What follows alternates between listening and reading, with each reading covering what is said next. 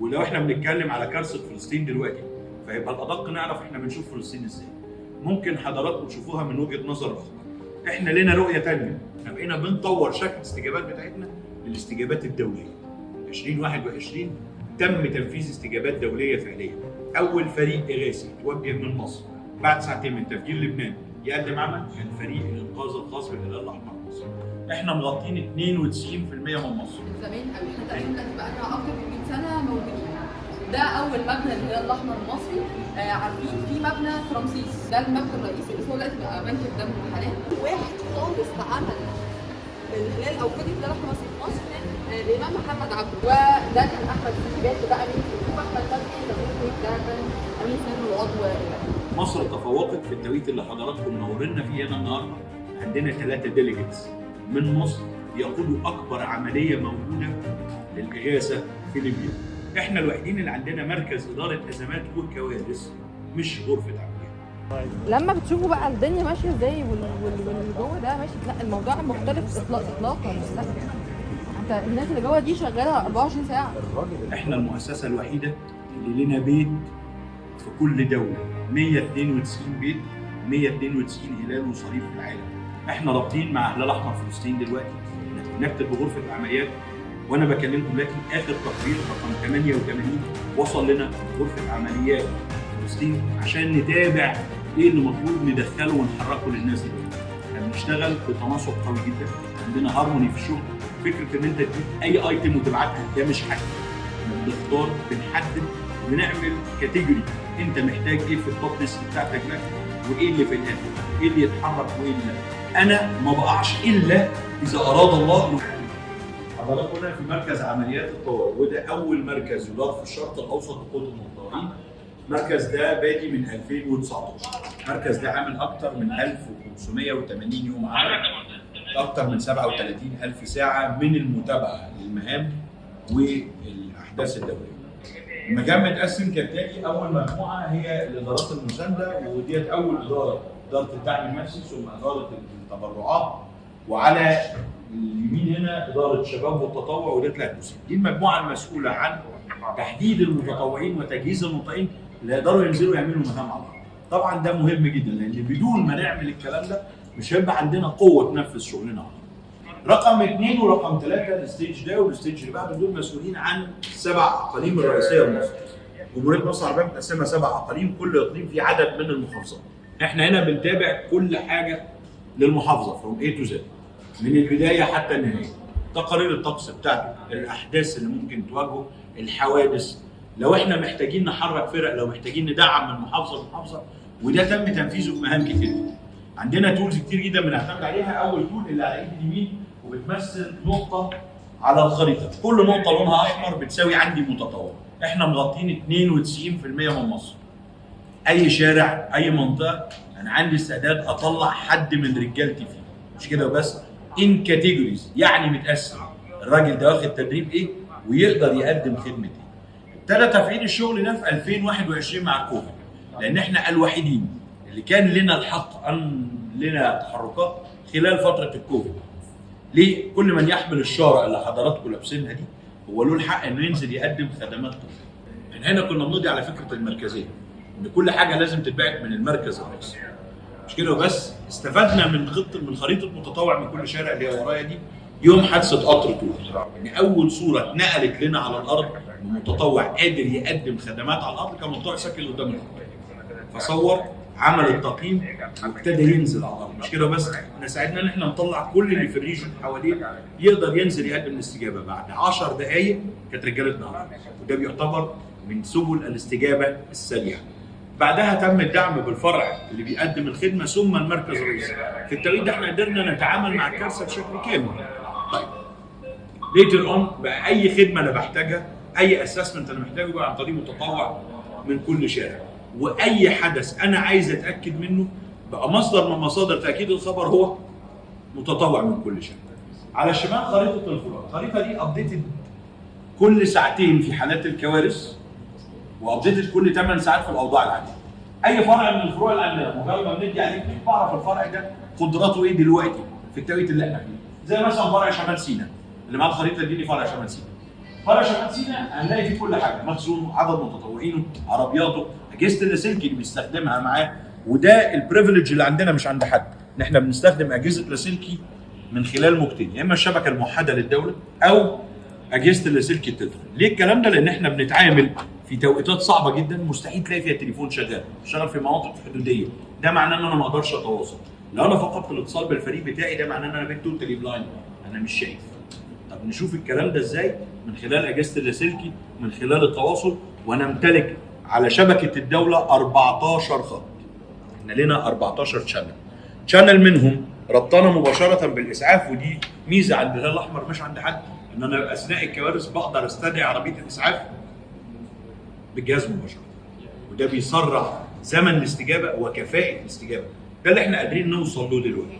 مش كده وبس، احنا بقينا بنطور شكل الاستجابات بتاعتنا للاستجابات الدوليه. 2021 تم تنفيذ استجابات دوليه فعليه. اول فريق اغاثي توجه من مصر بعد ساعتين من تفجير لبنان يقدم عمل كان فريق الانقاذ الخاص بالهلال الاحمر مصر. فلسطين نفس الموضوع، سوريا ولبنان نفس الموضوع. الفريق اللي خلى المصريين من اوكرانيا هو فريق الهلال الاحمر المصري.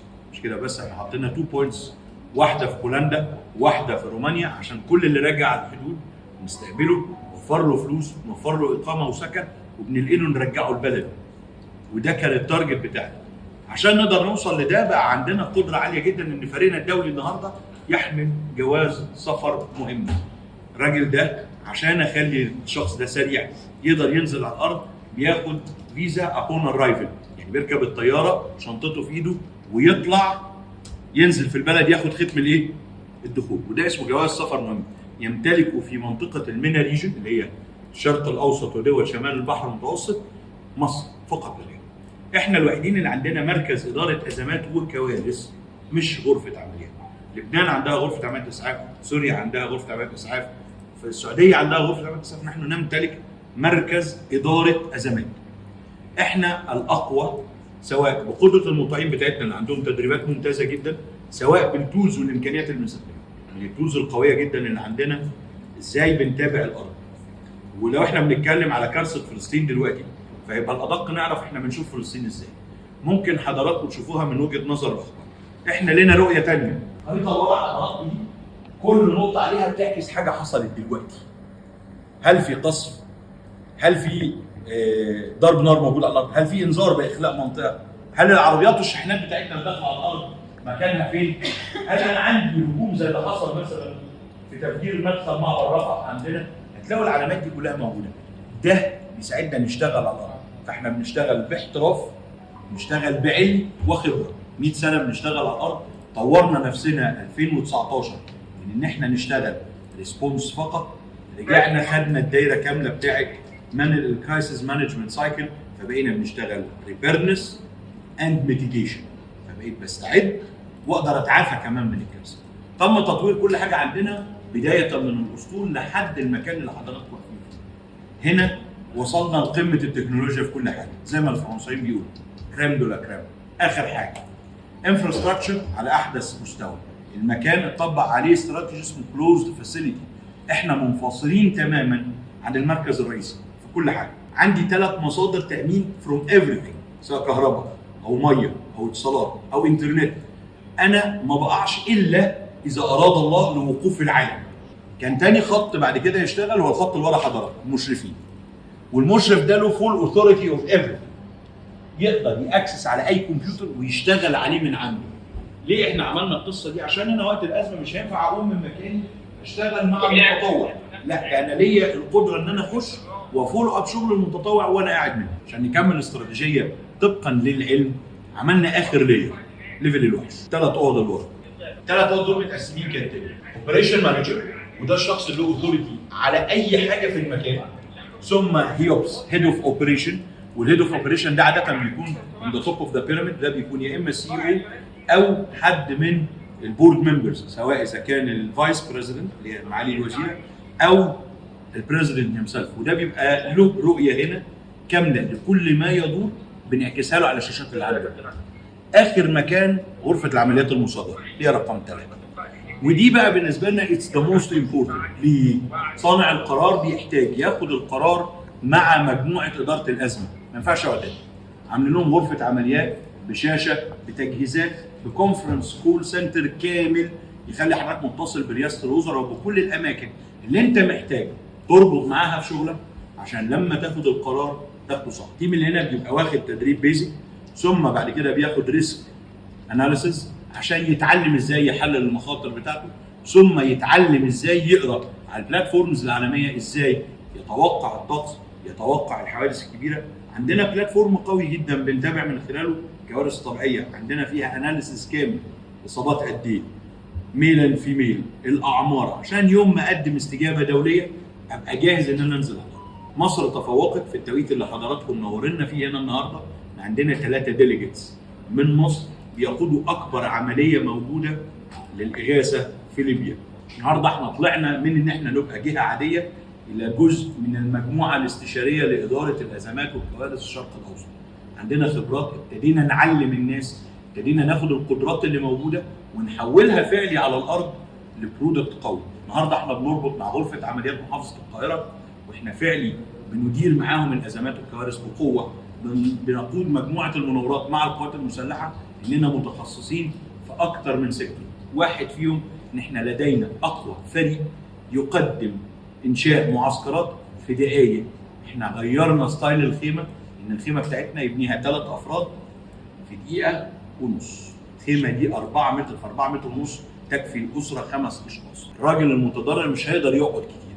احنا بقينا بنراعي زمن الوقت، بنراعي الحاجات اللي بيتم التبرع بيها. فاحنا عندنا تيم بيعمل بره فرز لكل ايتم جايه تحت كونسبت واحد، protecting human dignity. انا هقدم لك حاجه في كارثه لازم اكون بحترمك وبقدم لك كواليتي نظيفه وحاجه افكتيف معاك، ما تبقاش حاجه قديمه، ما تبقاش حاجه مستعمله، ما تبقاش حاجه على وش انها تبقى اكسباير. لا، احنا بندور على احسن حاجه عشان لما اقدم لك الخدمه انا بحترمك، انا كده بحافظ على كرامتك. عندنا ميزه مش عند حد، شغاله في ميشن السودان وفي الميشن اللي موجوده في غزه دلوقتي، ريستورينج فاميلي لينكس. نحن الوحيدون القادرين على تقديم الخدمه دي. ان كل اللي جاي من بره لو عنده مشكله انه يتواصل مع اهله بنوفر له اتصال دولي، بنوفر له انترنت، لو هو عنده مشكله بنوصله لاهله ونرجعه، وده يمتلكها الهلال الاحمر فقط لا غير. احنا المؤسسه الوحيده اللي لنا بيت في كل دوله، 192 بيت، 192 هلال وصليب في العالم. احنا بنروح بنقابل بعض، عارفين بعض، 7 برنسبلز ثابتين للعالم كله، بنشتغل بنفس الاستراتيجيه، نفس الشغل. لما بنقابل بعض احنا عارفين بعض، مفيش واحد فينا بيقدم استجابه مش مع التاني. احنا رابطين مع الهلال الاحمر فلسطين دلوقتي، احنا كونكتد بغرفه العمليات، وانا بكلمكم دلوقتي اخر تقرير رقم 88 وصل لنا من غرفه عمليات فلسطين عشان نتابع ايه اللي مطلوب ندخله ونحركه للناس دلوقتي. احنا بنشتغل بتناسق قوي جدا، عندنا هارموني في الشغل.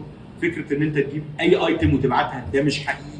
احنا بنختار، بنحدد، وبنعمل كاتيجوري انت محتاج ايه في التوب ليست بتاعتك دلوقتي، وايه اللي في الاخر، ايه اللي يتحرك وايه اللي لا. احنا ما زلنا بنشتغل، احنا معانا مناطق لوجستيه بنبنيها دلوقتي، حاطين مش بلان واحده، حاطين 7 خطط للازمه، بدءا من الاستجابه العاديه اب تو ان احنا نبقى ميرورنج لفلسطين. يعني هو ما يقدرش يقدم المساعده، احنا هندخل مساعده كل يوم. معانا اسطول، معانا شباب متدرب، معانا قدرات عاليه جدا. النهارده احنا بنينا منطقه لوجستيه في استاد العريش، واعتقد انتم متخيلين حجم استاد العريش وحجم الدعم اللي بينزل علينا.